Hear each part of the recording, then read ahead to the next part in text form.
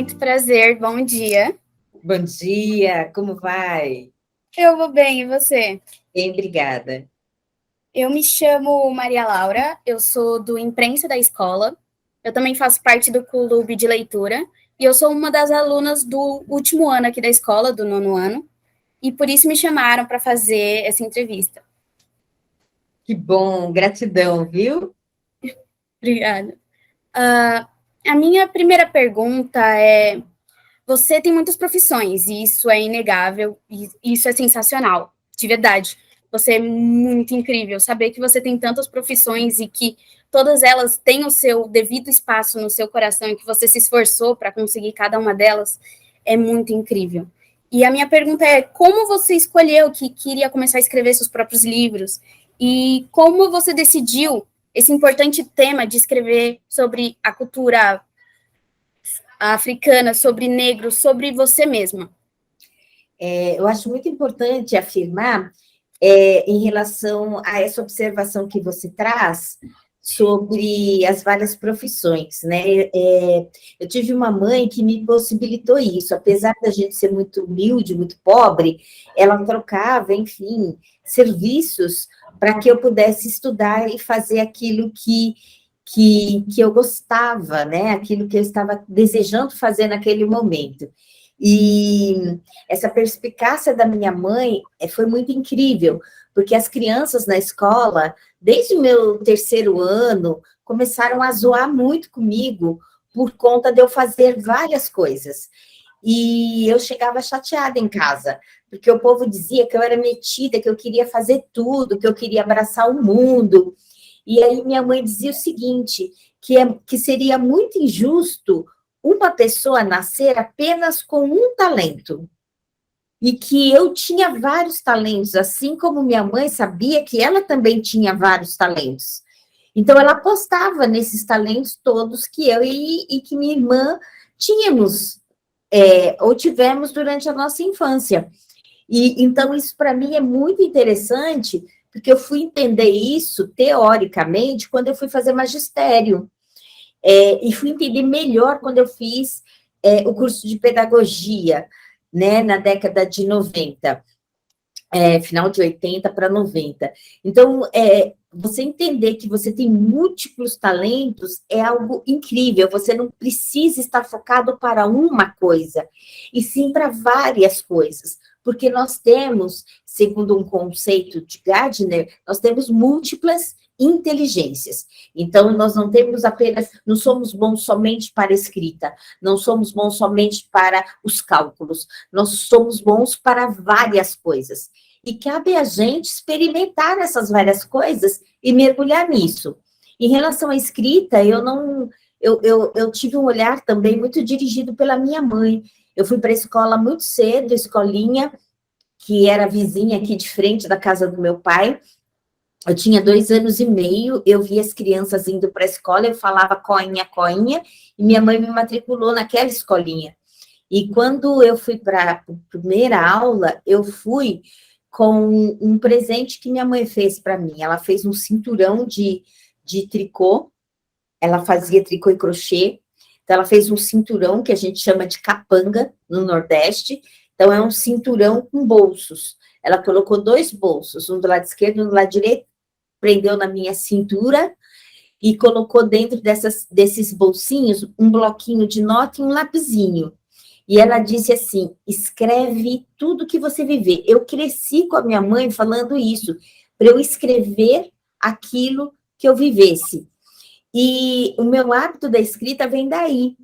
É como uma escrita jornalística. Eu olho as coisas e registro, eu olho e escrevo, eu olho tudo que está ao meu redor, que vivencio, e eu escrevo. Então, a escrita, eu não pensei em ser escritora, não foi. Eu pensei em um determinado momento, final da minha infância, entrada na puberdade, eu comecei a pensar em ser professora. E por quê?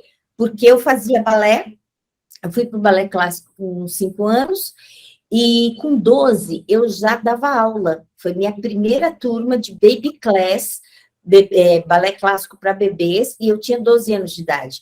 Então, eu gostei do ofício de ensinar, de compartilhar aquilo que eu sabia com os bebês.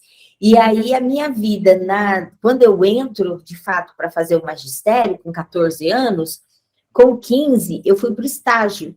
E lá no estágio, eu fiquei uns 3 meses acompanhando uma professora que foi embora da escola. E a escola me ofereceu aquele grupinho de crianças para eu ser a professora oficial. Eu assustei, quase que eu recuso, eu estava com 15 anos só. E aí eu conversei com a minha mãe falou, vai, elas vão estar lá olhando, te orientando, você aprende na prática. E foi o que aconteceu. Eu assumi aquela sala, enfim, e o meu pensamento sempre esteve em me tornar professora. Eu escrevia por uma vontade, por um prazer. Eu não tive um pensamento de me profissionalizar na área. Eu simplesmente tinha vontade de escrever todo dia, toda hora, e eu escrevia. Isso veio mais tarde, essa vontade veio mais tarde. Ah, isso é incrível. E eu amei o negócio esse início de você falar que a gente não precisa se limitar, porque, principalmente para mim agora, que eu estou no último ano, próximo ano é ensino médio, é um novo passo na minha vida, você fica muito preso, que curso eu tenho que fazer algo que eu gosto, algo que eu dê dinheiro, o que eu faço? Eu preciso, sei lá, agradar meus pais ou eu agrado a mim, mas às vezes você pode pensar, eu posso fazer um curso agora, mas também posso fazer um curso depois, se eu não gostar eu posso sair, são muitas possibilidades e, sinceramente, não dá para você conseguir experimentar todas, mas experimentar o máximo que você conseguir é, de fato, muito importante. E, principalmente, esse ano que tem muita gente que não sabe o que quer, acho que essa fala é muito importante para a gente do 9º ano. Por isso que eu fiz questão de trazer isso. Ela é muito importante, sim, porque imagina só, né? Eu vi muitas amigas minhas lá na época, na década de 80, desesperadas, ficando doentes, com 14 anos, porque tinham que decidir um ensino profissionalizante. Então, a gente estava vivendo um momento que, para eu pagar um ensino médio, não dava para minha família, para eu pagar um ensino médio, que a gente falava, colégio, pagar para fazer o normal, que daria o direito de eu prestar um vestibular em medicina, em direito, enfim, não dava.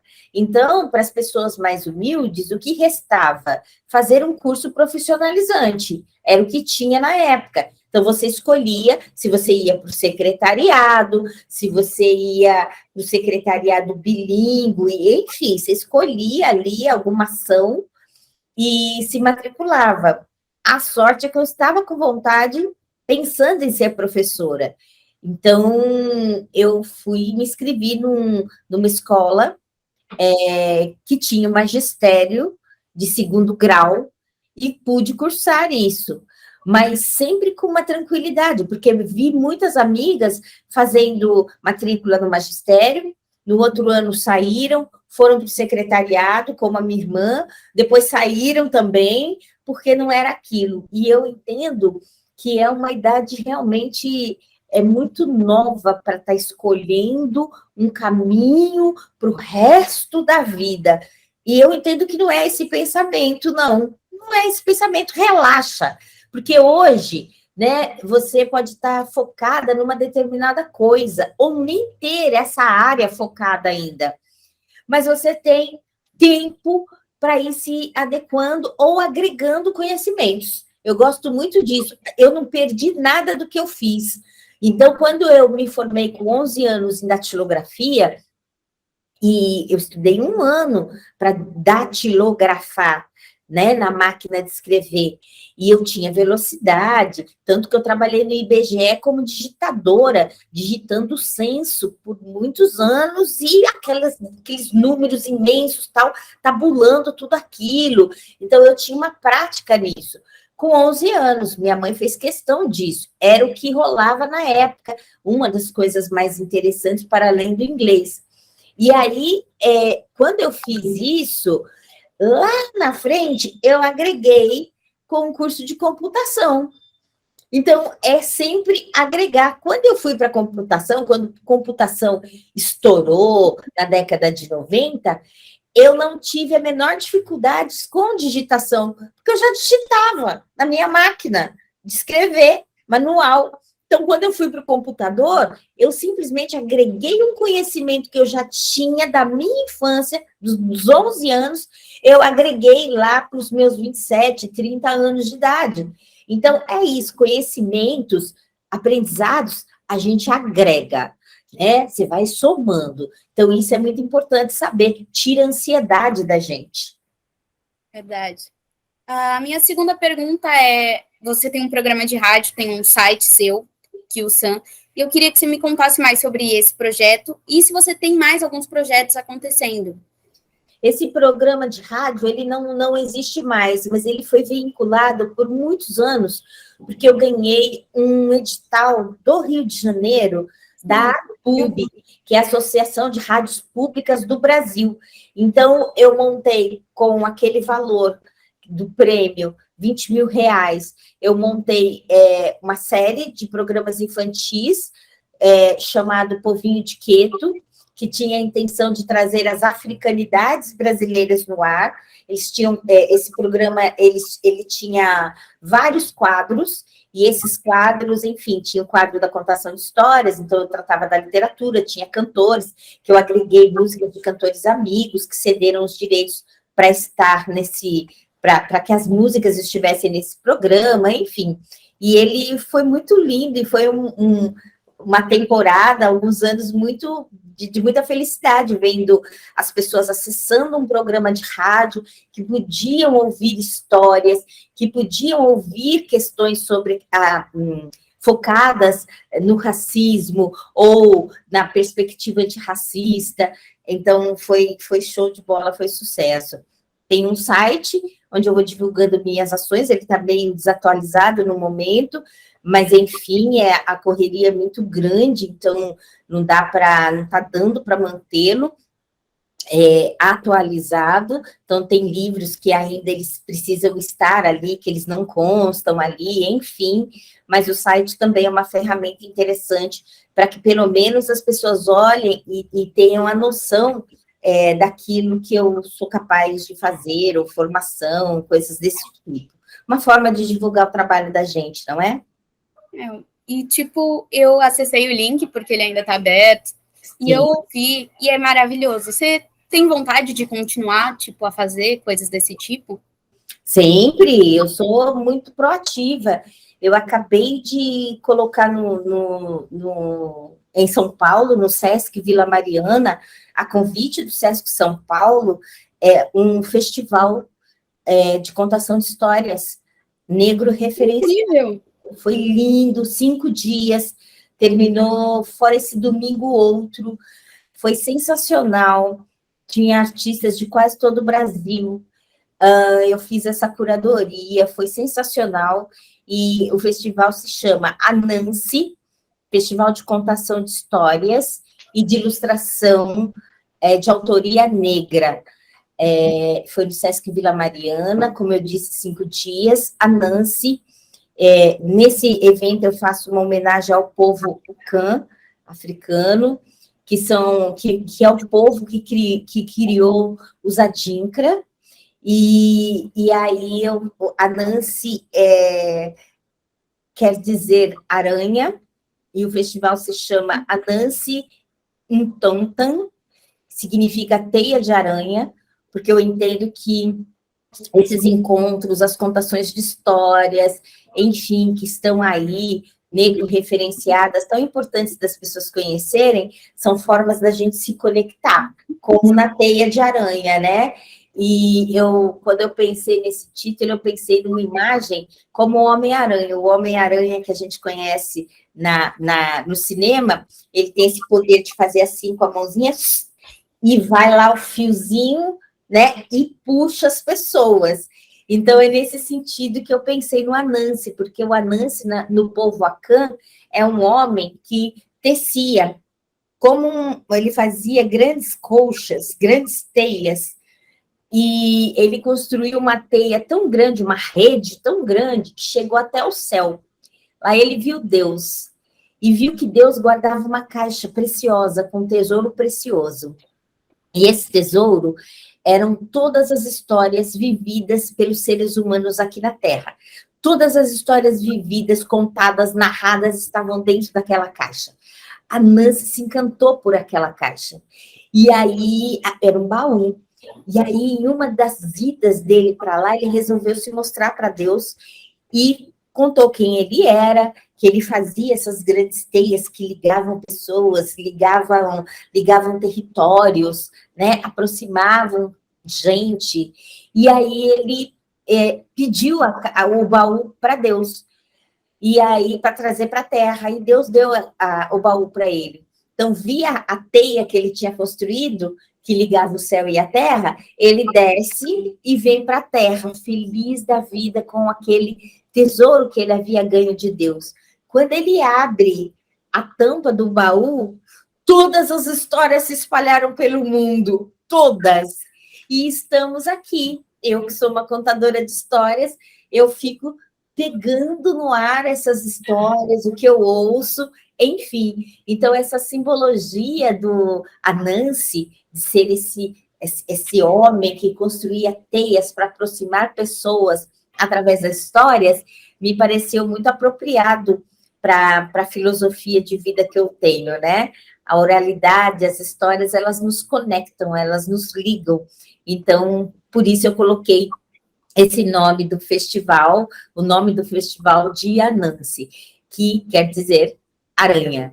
Então, somos aranhas com várias pernas, conectando, pegando as pessoas e trazendo para perto da gente, contando a história, depois a gente solta e devolve para o mundo e fala assim, reconte essas histórias. Então, isso para mim é um símbolo muito importante. Então, eu vivo fazendo essas histórias porque eu sou uma produtora cultural. Então, eu estou sempre em alguma ação que eu posso não aparecer de cara, mas alguém está aparecendo a partir de um trabalho, um projeto que eu desenvolvi. Isso é sensacional, muito incrível. Eu não sabia desse projeto. Sério, isso foi incrível, obrigada. Nada, pois não. A minha próxima pergunta é: com o passar dos anos, a gente realmente sabe que a representatividade negra veio crescendo, mas não está no seu auge, o que não deveria ser a verdade, porque negros, tanto negros quanto índios, quanto pessoal africano, eles são a maior parte do nosso país e deveriam ter a representatividade que merecem. Aí eu queria saber como você se sente quando uma criança do terceiro, do primeiro, do quinto ano, ou até um adolescente pega o seu livro e se vê nele, seja tanto emocionalmente quanto fisicamente. Eu me sinto completamente realizada, porque é para isso que eu publico, né? É para ocupar uma lacuna na literatura brasileira. A literatura brasileira era muito falha, ela é brancocêntrica, né? Até hoje. Então, as pessoas, eu fico muito incomodada quando várias pessoas me perguntam quando que eu vou deixar de escrever sobre cabelos crespos, quando eu vou deixar de escrever com personagens negros. E eu pergunto o seguinte, você pergunta para um autor branco ou uma autora branca quando elas vão deixar ou eles vão deixar de escrever com livros com personagens brancos? Não pergunta, mas por que que na pessoa negra isso desperta uma grande curiosidade? Por que incomoda tanto? Então, eu escrevo no sentido de ocupar uma lacuna, uma falha na sociedade brasileira.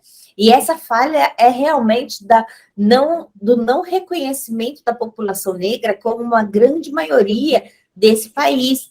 E uma maioria que não consegue se ver nos livros didáticos, na literatura de forma geral, nos jornais, nas revistas, de forma positiva.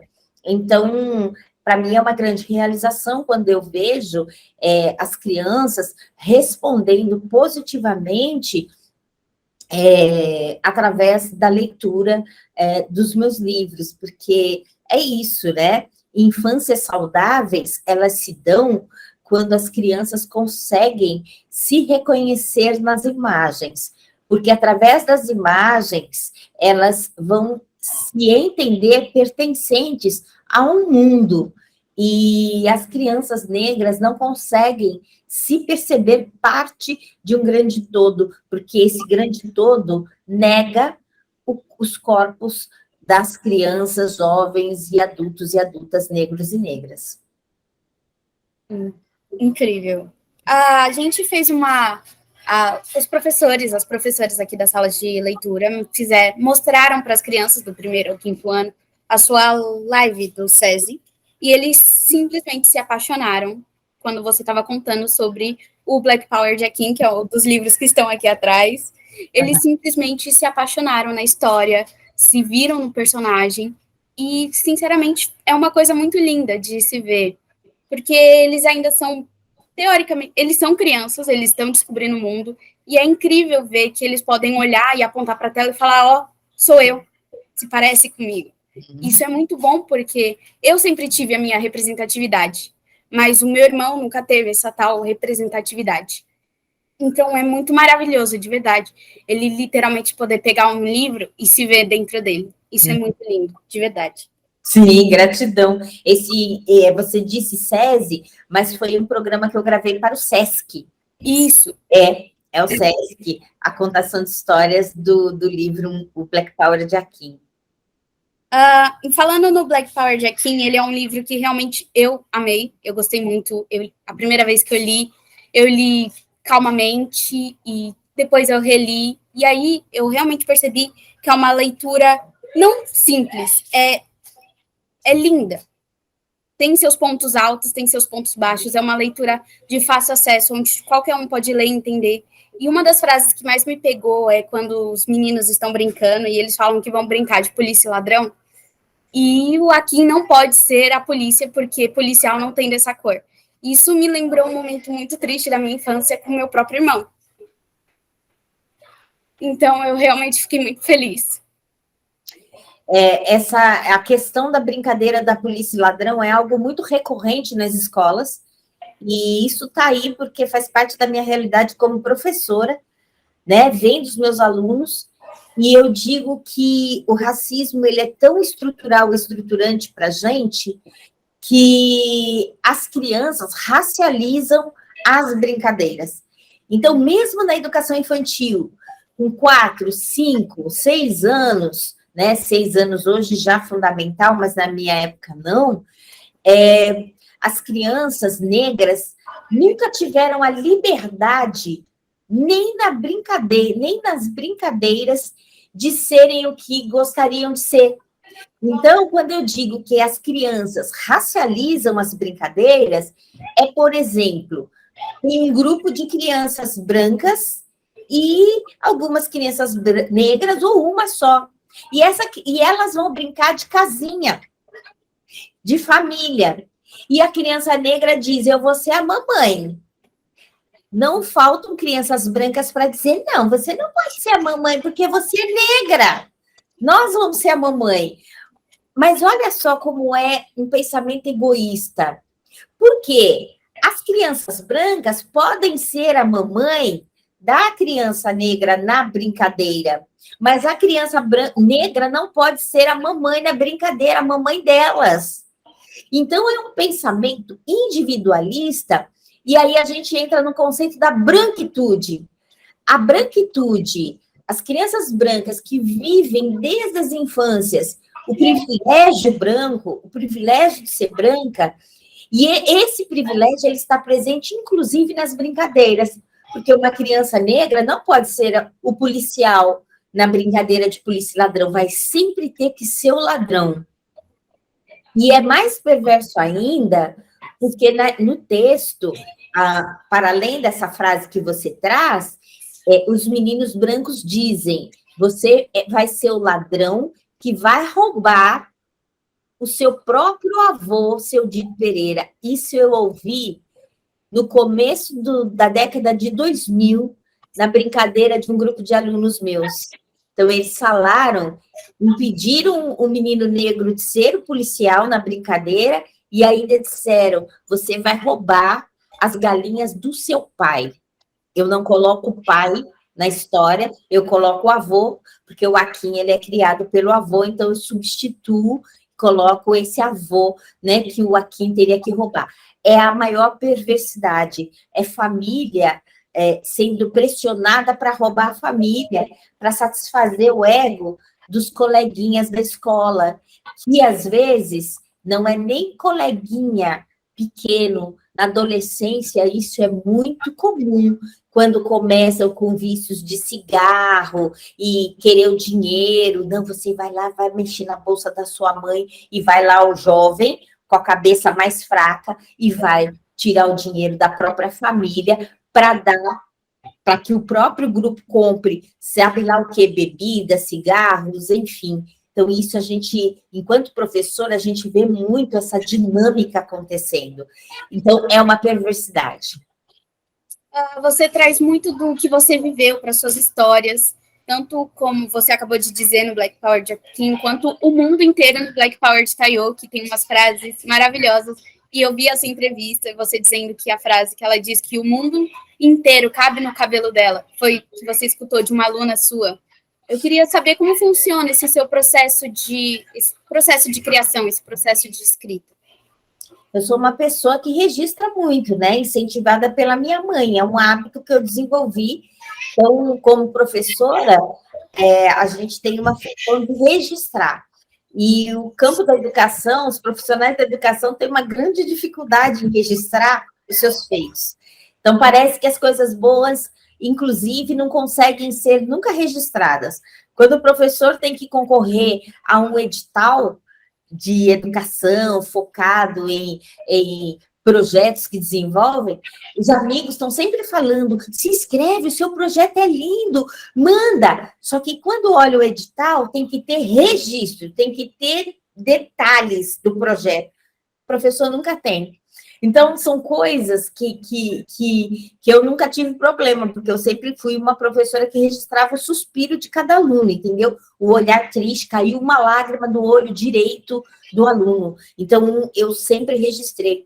Então, grandes assuntos, grandes discussões, grandes conversas, grandes brigas, grandes soluções, grandes problemas dos meus alunos nesse tempo de trabalho no campo do magistério, eles estão registrados, foram registrados por mim. O que acontece no meu entorno, se eu vou pegar um ônibus, um trem, uma conversa, eu acabo guardando aquilo, eu memorizo, mas normalmente eu estou sempre com um bloquinho de notas, um caderno, e eu anoto frases, ideias, enfim, aquilo que eu acho que é filosófico.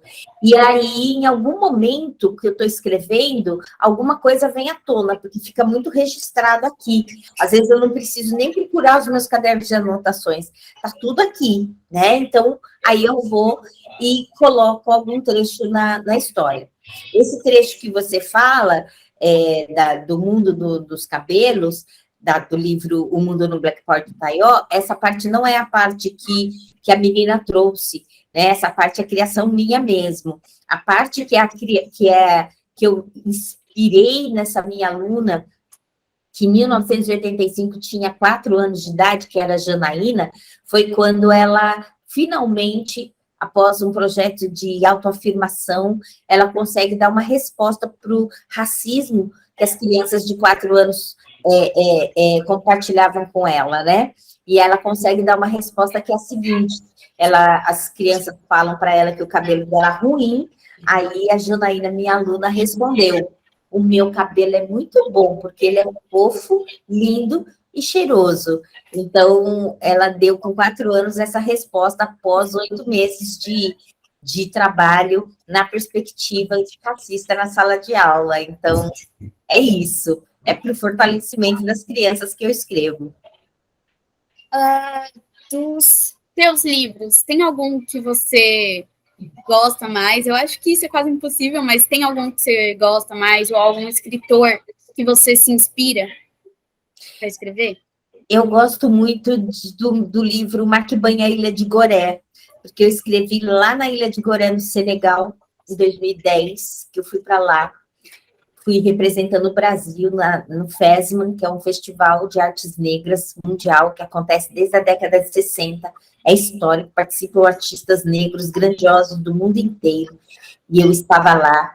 E aí eu escrevo esse texto, que eu acho que ele é brilhante, porque ele recoloca a centralidade no continente africano, o protagonismo do território africano no planeta Terra, o protagonismo das mulheres dentro de civilizações no continente africano, que é o berço da humanidade, e eu coloco um ensinamento muito importante. Já tiraram muito do continente africano, muitos diamantes, ouro, humanos para trabalhos escravizados, como escravizados no mundo inteiro. E aí eu digo nesse livro, de uma forma muito simbólica, a partir dos personagens, que a gente já tirou muito do continente africano, é preciso devolver agora tudo que a gente tirou do continente africano. Isso porque na história, a Kika e os personagens, ela andava com um bornalzinho, um saquinho, e ela ia colocando as pedrinhas brilhantes na areia que ela achava, ela ia colocando dentro desse saquinho para trazer de volta para o Brasil. E aí, quando ela vai embora, de fato, a beira-mar, ela devolve tudo para a mãe-mar, porque nesse livro, a menina de 12 anos dialoga com a sua ancestral mais antiga, que é a mãe-mar. Então, para mim, é significativo demais esse livro. E autor que eu me inspiro para escrever nenhum, porque eu não tive referências negras para escrever. Então, se eu for dizer na contemporaneidade, quem seria? Toni Morrison, que faleceu recentemente, é alguém que eu amo os textos e as adaptações dos textos dela para os filmes de cinema de Hollywood, são brilhantes, e a forma dela escrever é brilhante, mas eu ainda não tenho a inspiração, eu não me inspiro nela para escrever, até porque eu estou muito focada na literatura infantil, e ela escreve para adultos, e um conteúdo, enfim, que eu estou preparando ainda para chegar no mercado. Você escreve muito para crianças, e eu queria saber como funciona esse processo de criação do personagem, desde a escolha do nome até a aparência, ou até mesmo a personalidade. Como você escolhe formar esse personagem para passar para as crianças? Eu não tenho processo consciente, meu processo se dá no sonho. Eu sonho e eu acordo escrevendo. Então, eu dirijo, cada livro meu, as cenas são dirigidas. Então, eu sei que vai ter, sei lá, que vai ser assim, que vai o sol. Black Power Jaquim, por exemplo, começa descrevendo a noite. A lua alta no céu estrelado é coisa linda de se ver na cidade de Noir.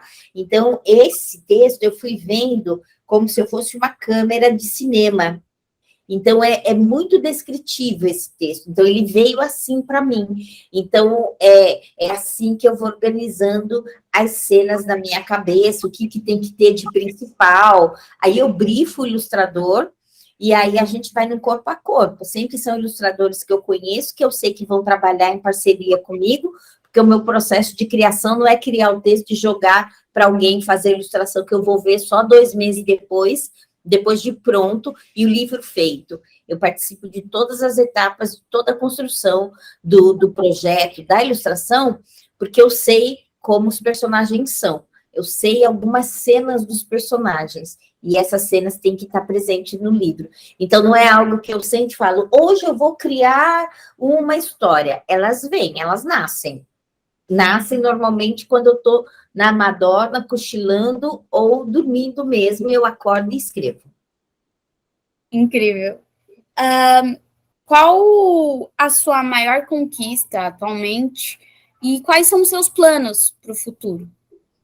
Eu acho que a maior conquista atualmente no campo da literatura foi que, há 1 mês e meio, mais ou menos, eu ganhei um prêmio literário da Unesco, Cátedra Unesco, e eu ganhei esse prêmio literário com 2 livros, não com 1 livro, ganhei com 2. Eu ganhei com Solfejos de Faiola, que é para bebê, e ganhei com que é da editora de cultura, né, Sofejos de Faiola, com ilustrações do Rodrigo Andrade, e ganhei com Taió em Quadrinhos, que é da Companhia das Letrinhas, com ilustração da Amora Moreira.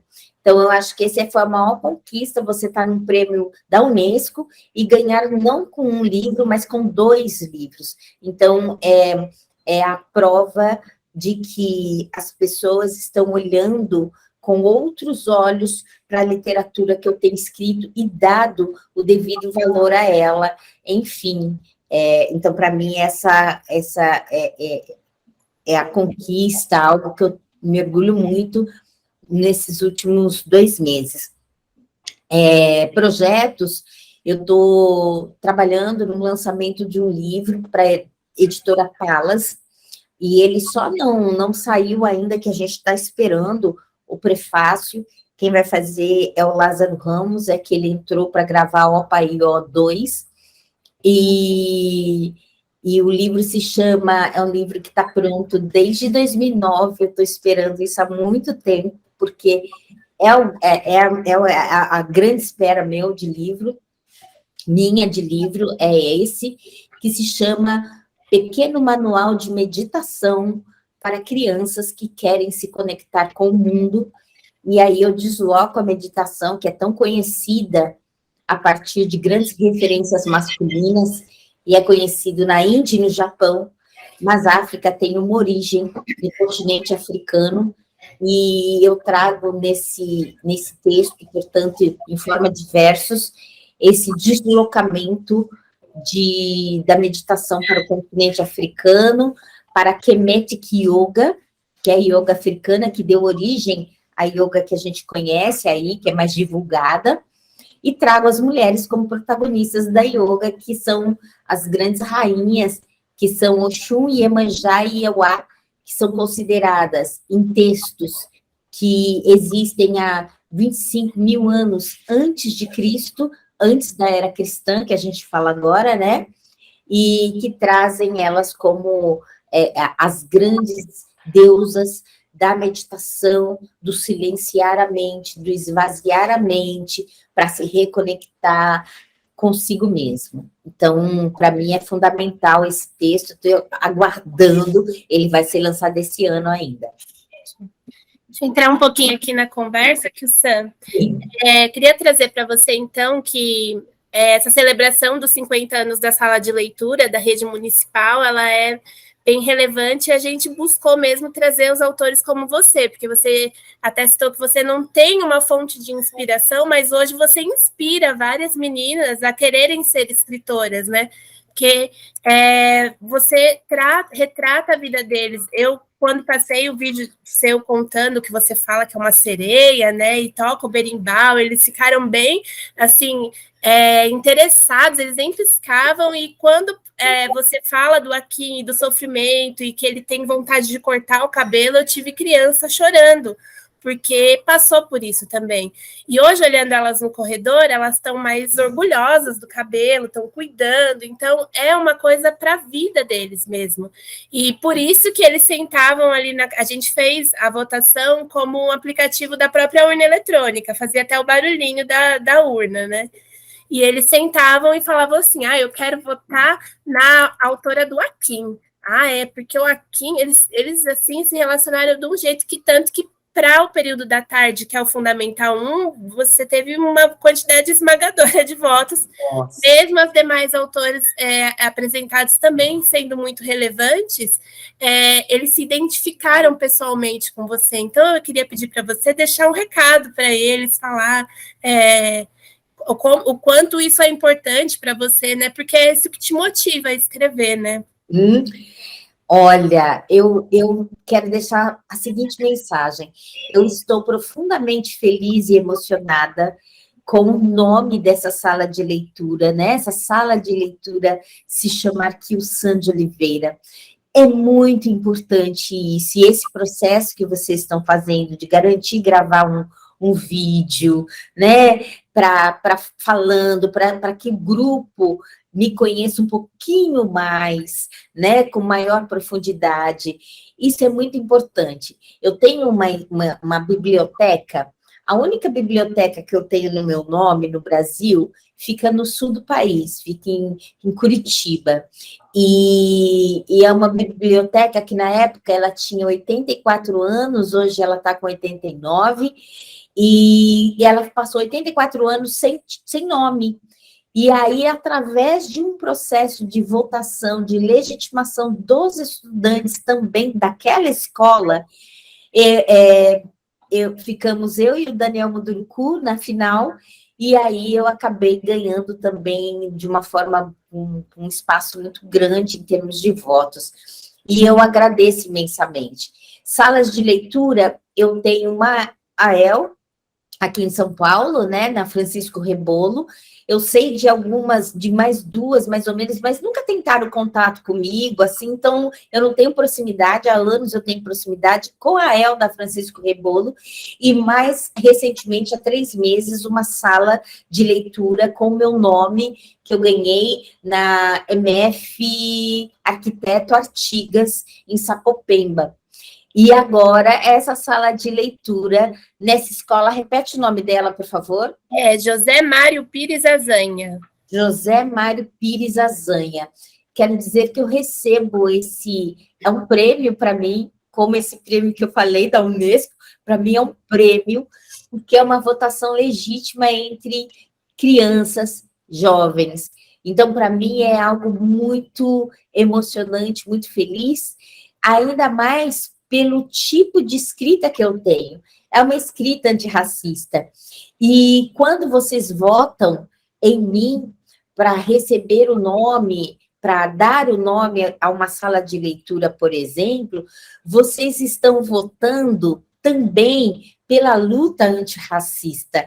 Não é simplesmente, aqui o Sam, né? Pelos belos olhos que ela tem. É muito mais, é aqui o Sam pela luta dela. Então, vai esse título da sala de leitura que o Sandy Oliveira vai com tudo o que está agregado em minha vida. E que vocês, automaticamente, a partir do momento que votaram em mim, estão agregando esses mesmos valores para as vidas de vocês. Como que eu não ficaria feliz em saber a quantidade de estudantes que acabou votando em mim, né? E votaram não somente em mim, repito, votaram nos valores que eu carrego. Então, a luta antirracista está para todas nós, porque a gente merece, sim, nós pretos e pretas, merecemos respeito, viver com dignidade e se ver na literatura brasileira. Se a gente entender que a literatura, a leitura, o livro é algo de direito, é algo que nós, todo cidadão, que a criança cidadã tem direito a se ver nas leituras, nos livros, nos textos, nas imagens, de uma forma bonita, real e concreta, mas também trazendo esse encantamento que eu tenho falado tanto. Parabéns a vocês por esse processo lindo. Parabéns às professoras que trabalharam mergulhadas nesse processo todo, trazendo referências, vídeos, textos desses autores todos envolvidos. Com certeza foi uma experiência gigantesca, grandiosa, incrível, e gratidão por terem me escolhido e ter escolhido essa luta antirracista que é tão evidente em meu trabalho. Gratidão imensa. E super relevante nos dias de hoje, né, Kyu-san, porque a gente está vivendo tempos sombrios, né, então a gente precisa estar efetivamente trazendo para essas crianças, né, que elas têm um lugar, e que é um lugar de protagonismo, né? É isso. Então, eu fico muito grata, assim, por você ter topado conversar com a gente, e fico aguardando aquela fotografia que você vai me mandar, porque a gente vai fazer a impressão aqui na porta da sala e você vai estar presente para sempre aqui na escola. Tá certo, pode deixar, vou mandar essa fotografia, tá?